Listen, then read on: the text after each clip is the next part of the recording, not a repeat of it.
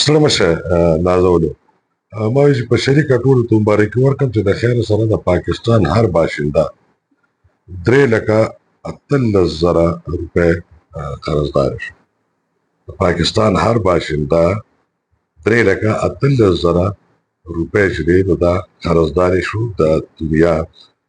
نه د پاکستان یو عام وګړي دا قرضه اخیستې ده، نه دا قرضه په عام وګړي لګېدلې ده.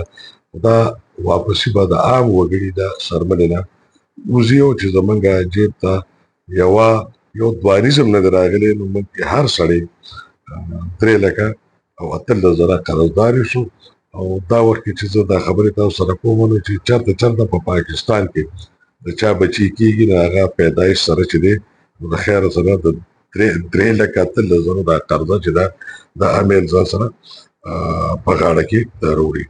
کوم دا معاشي یو ټینک دی، اکنامک پالیسي اینڈ بزنس ډیولپمنٹ، دا په دنیا کې یو مشهور اکنامک ټینک دی چې هغه اکنامک پالیسي او بزنس ډیولپمنٹ باندې کار کوي. هغې تازه ترین رپورټ یو 2 ورځې شوي دي چې جاري کړی دی او دا هغې کې دا ویلي دي چې په پاکستان د قرضو د بوج د خطرناک حد نه هم چې دی نو سیوا شو او هر باشنده چې دی نو 3,18,250 روپۍ قرضدار دی.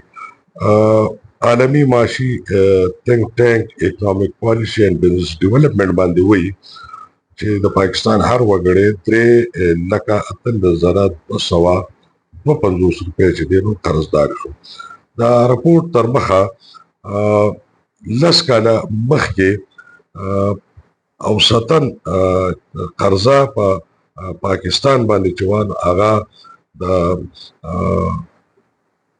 90,000 نه 10,00,000 نه د 90,000 نه د 90,000 نه واله دا د 40,000 پورې وه. 10 کاله مخکې هر پاکستاني د 90,000 نه واله 47,000 پورې قرضدار و او دې قرضه کې دا اضافه چېرته چې نوې قرضې دي نو هغلته چې ډالر اوچت شوی دی او روپۍ لاندې لاړه ده، د دې قرضو حجم چې دی چېرته 90,000 او 40,000 اوسط او چېرته 3,18,250 نو دا دغه ځای ته رسېدلی دی. ټینک مطابق وایي چې په 2020 کې د روپۍ قدر چې نو هغې کې 1% کمې راغلې دي. یعنې روپۍ چې ده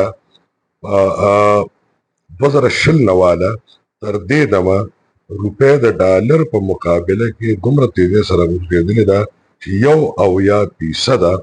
خپل قدر هغه ویلیو چې دی هغه روپۍ غورځولې دي او د دغې د وجې نه د قرضو دا حجم چې دی دا نور هم زیات شوی دی. ټینک دا خبره کوي چې یو په پاکستان کې پیداواري صورتحال خراب دی، پروډکشن که هغه په زراعت کې دی، که هغه په صنعت کې دی، که هغه ایکسپورټ دی. یعنې د پاکستان امپورټ سیوا کېږي، ایکسپورټ یې ورځ تر ورځه کمیږي، ضرورتونو ته محتاج دي بار ته او یو اکنامک اکټیویټي نشته او دا روپۍ نوره راغورځېږي. روپۍ مستحکم نه ده د انټرنیشنل کرنسۍ په مقابله کې، د ډالر په مقابله کې. نو که نور قرض وام لګېستي چې خو دا موجوده قرض هم هماغه ځای ته روان دی چې د خلکو ملا به ماته شي.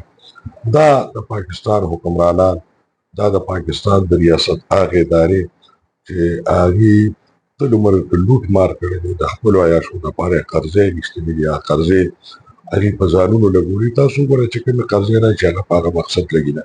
یو خو داسې مقاصدو نه قرضې کوي چې د هغې د ولس سره تعلق وي او بیا په هغې کې زیاتر چې دی نان ډیولپمنټ وي، په ګاډي والي تنخواګانې مراتې دوري وي، په اصل مقصد نه لګي. بهرحال دغه ستاسو حکمرانان دي، دغه ستاسو حکومتونه دي، زور به یې زموږ د بچو وځي. اجازه غواړم.